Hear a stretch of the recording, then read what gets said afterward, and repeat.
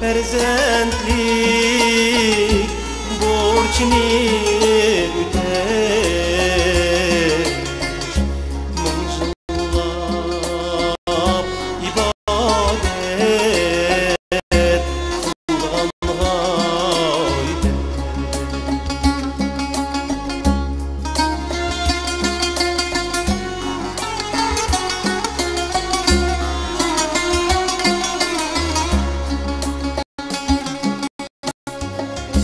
Dünyada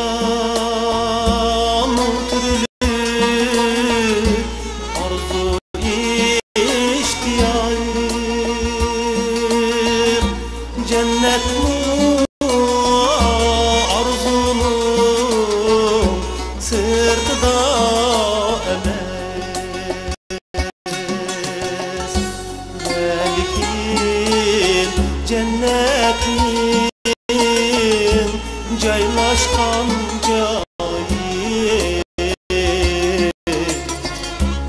Hanımın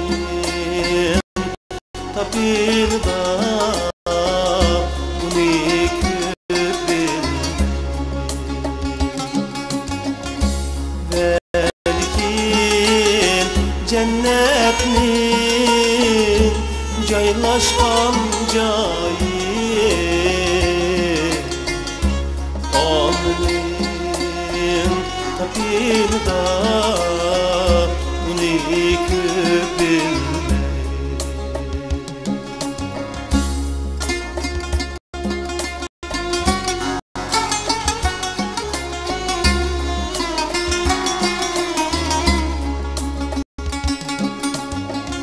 Şunlaşka anda cennetten tıbayım, onun ki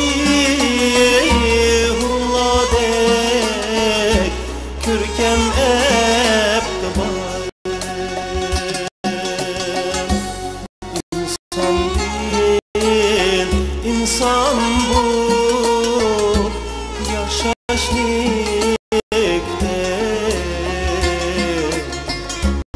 Allah'ın bizlerge koygan şer.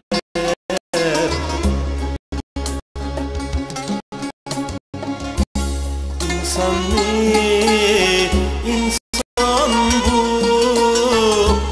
yaşaşlıkta,